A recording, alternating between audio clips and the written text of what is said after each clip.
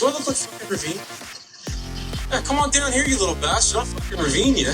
And with Ricky on the way in, Matt, a big-time welcome to the UFC. Out is household name Daria Zalezhnikova. And on September 15th, about a month out of the fight, the UFC announced that they had signed Ravena Kenoudy, Olivera, Moraes. And Matt, a big-time opportunity for Ravena Oliveira. I thought it was going to be, like Ricky said, like East Coast legend, Nova Scotian magician, and his son is out there doing Son of Ravine.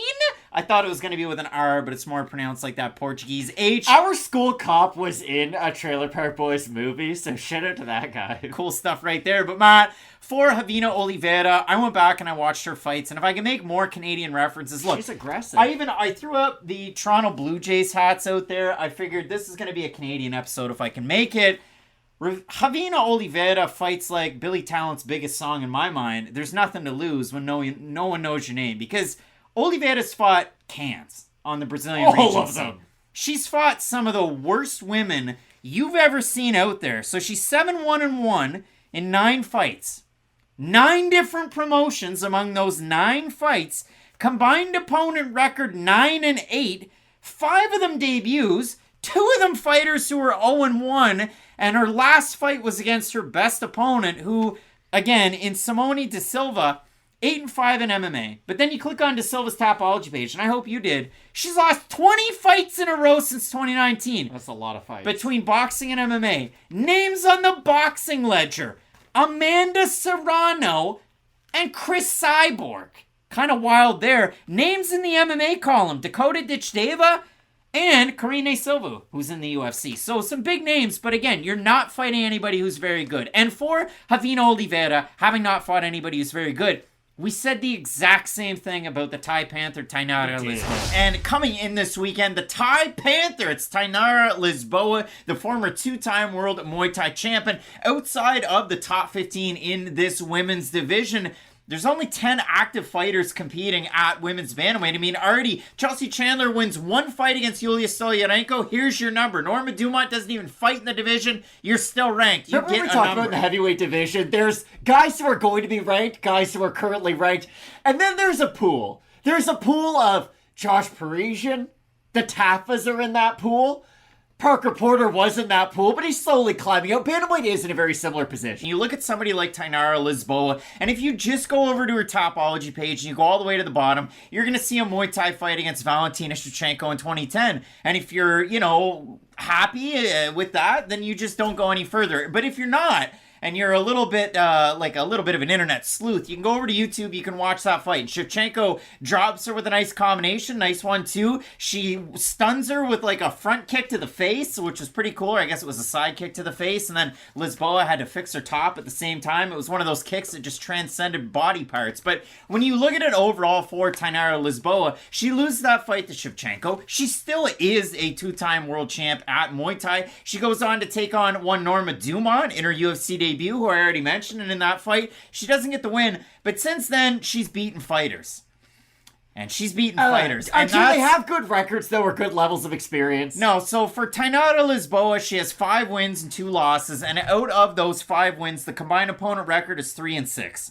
Which isn't phenomenal. That's sorry. 3-6 out of all the 7 fights, because Norma Dumont was also a debut, and Lorani Santos, who beat Tainara Lisboa, was 2-1 at the time. She's 6-1 now, but overall, Tainara Lisboa has fought less than competition in MMA. However, in the wins, she's looked really good, and in the losses, there's been moments, but out of those wins, what I've seen out of Lisboa has actually impressed me enough to the fact that I think she's actually going to have a decent time in the UFC, because if you watch her strike, she's kind of a sniper on the outside. Very accurate. Nice low base. Really good leg kick. She holds her hands out quite a bit. She lands a nice jab. 1-2. She likes to clinch fighters up. She has a very strong upper body to go for throws, and when she gets the plum clinch, as a Muay Thai fighter is somewhat expected to do, those Thai knees are great out of somebody like Lisboa. So I go down through all the rounds through this pro career, but what I do like out of Lisboa is she is very active. If she gets in a bad position, she's always fighting to get out of them. So we said that about Lisboa. She came in, she fought a fighter who was 4-4 in the UFC, and Jessica Rose Clark. She gets the win in that matchup, and what you like is not only did she get the finish, but in the third round too. Showed a lot of resolve in that fight. The striking's good. The takedown defense can be 50-50, but Lisboa is scrambly when she gets down to the mat. But when it comes down to this matchup, Matt, Olivera, I know you love it because she trains out of your favorite Brazilian gym. I have so many favorite things in the world. Yeah, I mean, Danilo Suzarchi trains there. Carlos Felipe, It's Life, MMA. Her coach, name of Gregor, his nickname is Black Gregor.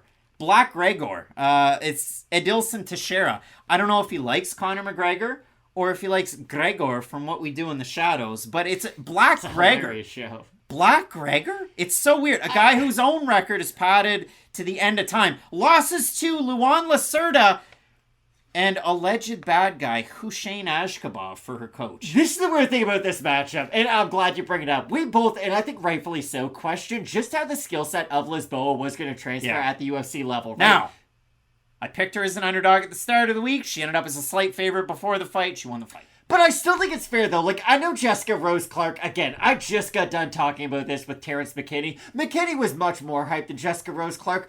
But there was a time, and I know it was a while ago, it wasn't last year, wasn't the year before that, might have been 3 or 4 ago, but Jessica Rose Clark was a pushed fighter in that division, and a lot of people did have high expectations for her. And if you know anything about Rose Clark, you know she is a talented wrestler. That is at the forefront of her game, and if you're able to go out there, withstand a lot of her takedown attempts, and ultimately get a submission win, it at least proves that you do belong in the organization. I don't know how long you're going to spend in the organization, but your skill set at least will transfer. And for Lisboa, you bring it up. Yes, the grappling is what got her the win, but her striking didn't look terrible in that matchup. And I do think it's going to be interesting to see how often she's going to strike and how comfortable she is on her feet. Because for Olivera, what I noticed a lot, especially throughout her regional fights, is she is all downhill trying to go forward. You bring it up. Nothing to lose when no one knows your name. Everything is trying to go directly at her opponent, either pushing them back up against the cage. She will sometimes overcommit on her strikes and just end up in those weird chest-to-chest clinches.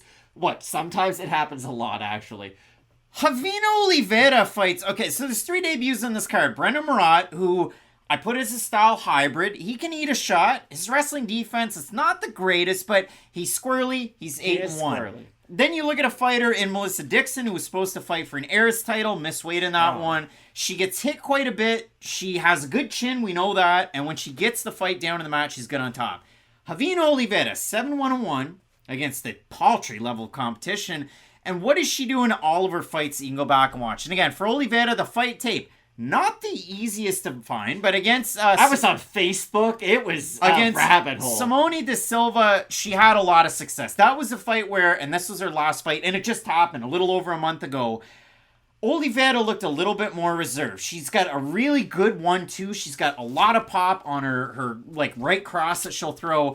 But once she starts to roll, she really does like to clinch up, get double underhooks or the body lock, try the trip takedown. If it doesn't work, she's a fighter like Claudio Ribeiro, who we talk out of, kind of a newer fighter out of Brazil. He likes to do kind of wild looping shots, but then he'll hold fighters up against the cage and just hold them there and hang out. Haley Cowan Brendon does the same thing at bantamweight. Likes to strike a little bit, southpaw, big kicks, hold you up against the mat. Now, does Ravena Oliveira have a background in tumbling? No. But if you look at it for Oliveira, all the other fights that you watch, with the exception of the fight against the Silver last time out, she's throwing looping punches. Her left hand is completely down by her chest. She gets hit by right hands. And then every time it happens, she just leads with her head some more and smiles when she gets hit. So Oliveira could win this fight. I was down on Alekseeva. I never thought she'd win a single UFC fight. She went out there and got a first-round knee-bar finish. Oliveira, though, taking on a 2-time Muay Thai champ, like world champ in Tainara Lisboa, a Brazil versus Brazil clash. You have that in her co-main event at flyweight. It would surprise me greatly if Oliveira wins. Like, greatly. Like, great pumpkin greatly. There is a reason I bring this up about once every 2 or 3 weeks, though.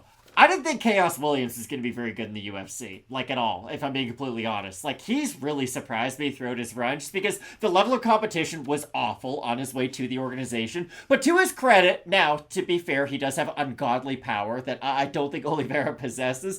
But, and I'm sorry, Mr. Williams, for not believing in you. You're a very, very nice dresser. I'll give you that, too. He has really surprised me, and maybe Olivera can do the same thing, but Lisboa had a lot of those same question marks leading up to her debut. The difference is, she was able to go out there and at least justify that her skill set can transfer. Whereas for Olivera, we're still kind of waiting for that to happen until we do see this fight. So I do think it's difficult to pick Olivera until we see what happens in this matchup. And then we'll all have a much better idea as to what she's going to look like moving forward. I'm sure everybody by now has seen the Ravena Oliveira fight against Waleska Souza, went on to fight with the LFA. And Oliveira in that one tries to go for that clinch. She gets taken down. She spends a lot of time off her back. And the worst part is she CM Punks it. Now listen, do I go to grappling classes? No. But when I watch somebody who's accepted guard with their legs, they haven't wrapped their legs are free, and they're not trying to kick off the hips of their opponents, they're just accepting the guard, like Chick Magnet Punk with Duke Rufus. He had one of the great finishers of all time. The go to sleep was pretty sick. Where he'd lift them up and knee him. Well, she went to sleep because she ends up bucking out of the position. She gets on top of Waleska Souza, who's snatching it up, and I thought, there's no way Souza's going to get an Ezekiel choke. Won by Ezekiel choke against Ravena Oliveira. Matt Lisboa, big favorite in this matchup. Again, Oliveira taking this fight on a month's notice, abbreviated training camp for it. We have a look at the Topology vote. Surprise that's there to you. I'm going to say over under 85% Lisboa. I think it'll be over. And it is under 926 total votes, 79% Lisboa, 69% by decision for the 21% that have Oliveira, 60% by decision. I have Tainara Lisboa in this fight. I think she's going to have a lot of success in the striking. Again, that clutch work for Oliveira, it could just make it a stalemate, and she does have pretty good knees when it's in the clinch. For sure. She's not like No Mess Mullins, who's got really good uppercuts, but yeah, for me, I have the Thai Panther in this one. I've also got Lisboa. I will be curious to see, though, if Lisboa did just have a pretty favorable stylistic matchup her last time out, because maybe we were right, you know? Like, I'm holding out hope that the take is still viable. I have Lisboa in this matchup, though, and I do think she is the more complete fighter.